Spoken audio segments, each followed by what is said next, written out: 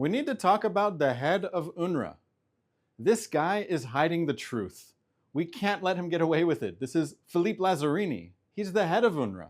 He said at least 243 UNRWA personnel have been killed in the war. That's a specific number. It sounds like he has a list of their names. I have a simple question. What are their names? Who are the 243? UNRWA refuses to let the public know. Is Mohammed Abu Itiwi on the list? He was an UNRWA employee. He was also a commander in Hamas Special Forces. On October 7th, he threw grenades into the shelter where people who fled the Nova Music Festival were hiding. In many cases, UNRWA guys and Hamas guys are the same guys.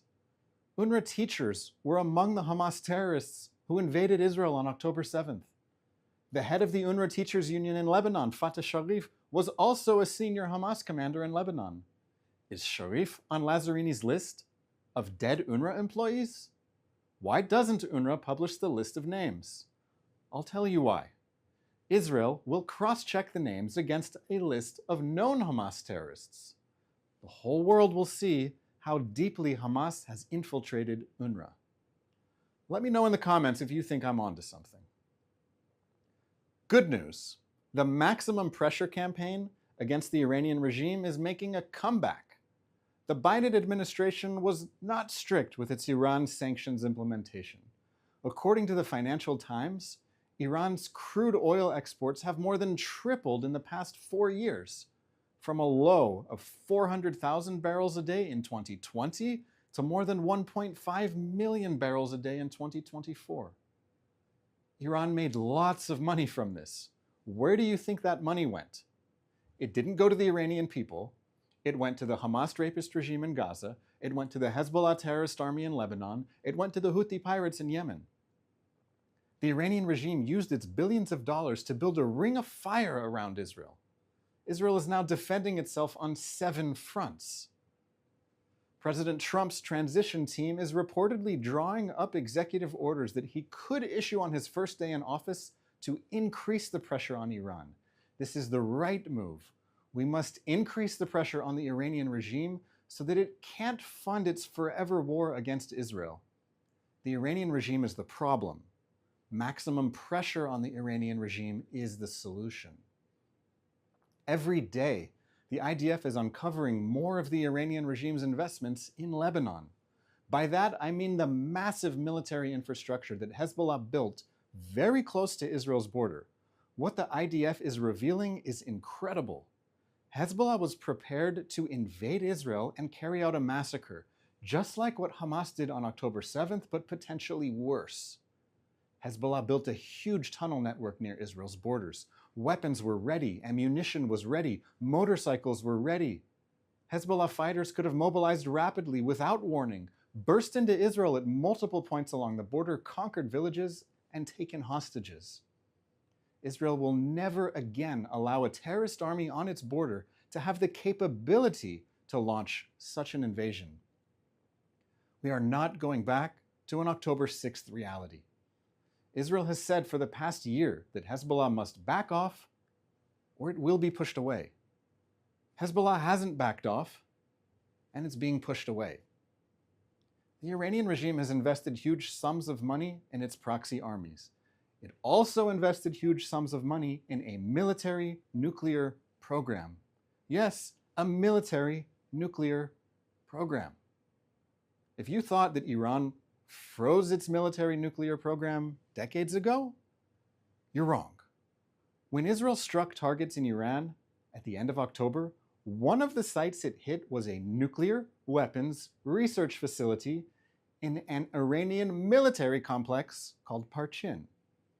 The sophisticated equipment destroyed in the attack was essential for shaping and testing plastic explosives that encase uranium in a nuclear device. The equipment was crucial for initiating a nuclear chain reaction.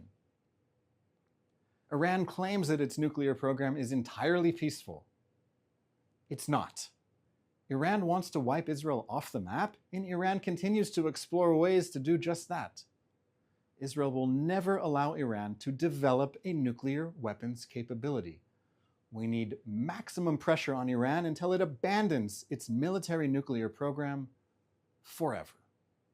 Let's take some questions from people watching live on social media, whether on Instagram, X, YouTube, LinkedIn, and so on. Let's hear what the audience has to say. Thank you, Daniel. This question is from Instagram. If Hamas must be destroyed, demilitarized, and de-radicalized, then what about in Judea and Samaria? Yes, let's focus on each of these pieces. So in Gaza, Hamas had an organized military with brigades, with battalions, an organized command structure. And it was this Hamas military that was able to carry out such a complex and sophisticated military maneuver on October 7th, which was the invasion of Israel. So when Israel is saying that Hamas needs to be destroyed in Gaza, it means dismantling its military capabilities and, of course, also releasing every hostage. So that's the military goals in Gaza. And of course, in the West Bank, where Israel has had more of a presence, Israel never withdrew completely from the West Bank like it did in Gaza. In the West Bank, Hamas has cells. There are other terrorist groups, Islamic Jihad, other Iranian-sponsored groups. They have cells in the West Bank that, of course, Israel is constantly trying to crack down and uproot. But it is separate from the war goals in Gaza. Even if the war in Gaza ends, the operations in the West Bank could continue. This question is from Chris on YouTube. Will Lazzarini get charged with murder? I hope Lazzarini gets charged with something, but I'm sure he's doing everything he can to make sure that he will not be liable for anything. Lazzarini is the head of UNRWA, the United Nations Relief and Works Agency, and since the October 7th massacre, it has become very clear the extent to which Hamas has infiltrated UNRWA. Okay, there are UNRWA teachers who were also Hamas terrorists. Most of the students in Gaza are going to UNRWA schools. So therefore, if there were 3,000 Hamas terrorists on October 7th, most of them were graduates of UNRWA schools. In Gaza City, under UNRWA headquarters, Hamas built a server farm and communications network underneath the UNRWA headquarters.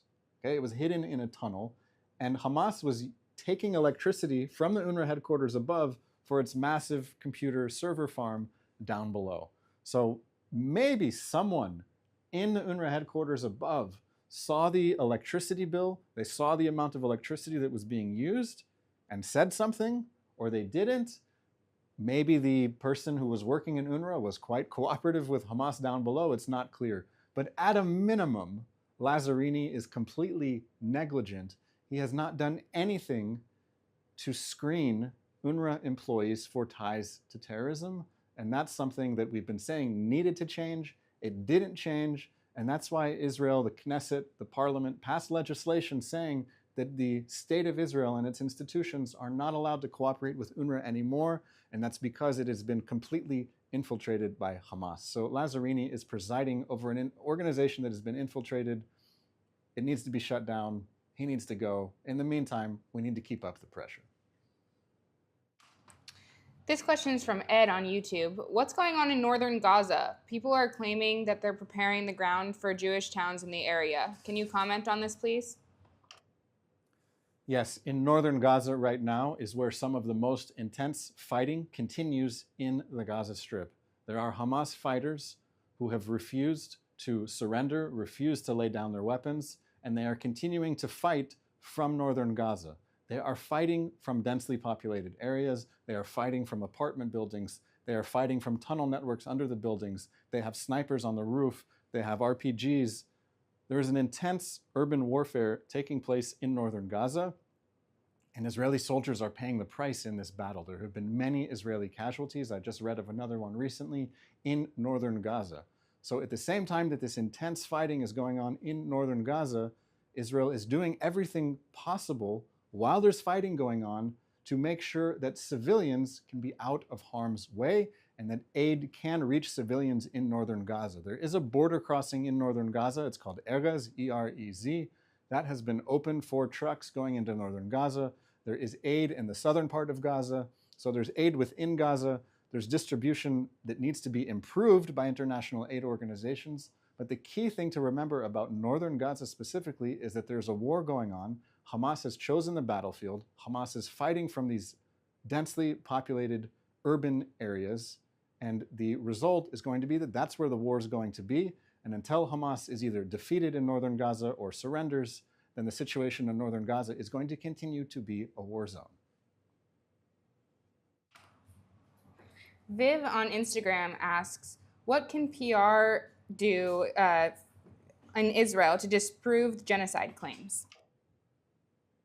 We need to be very clear about what are our objectives and how we are achieving them. We cannot spend all our time trying to refute every lie that's told about Israel, or we will spend our whole day thinking, oh, this person said this, what do we say about it? This person said this, what do we say about it?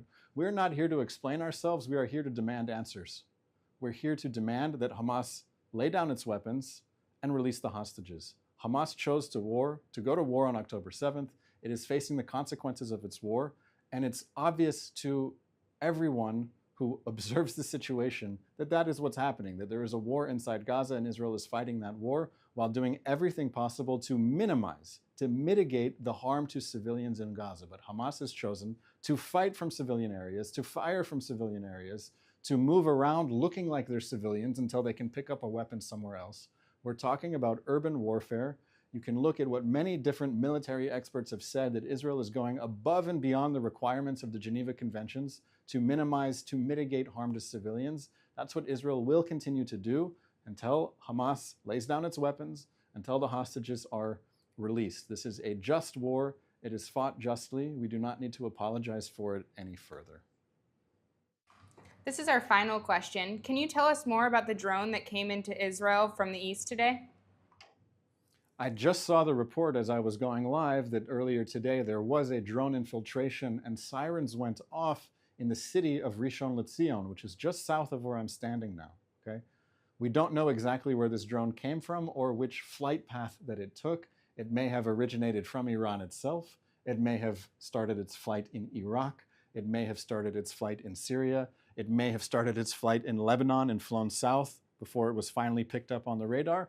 Or it may have started its journey in Yemen on the south. We're not exactly sure where this drone started, but the important thing to remember is that it's an Iranian drone. It is a slow-moving but deadly drone. These drones have flown into buildings. People have been killed. People have been harmed.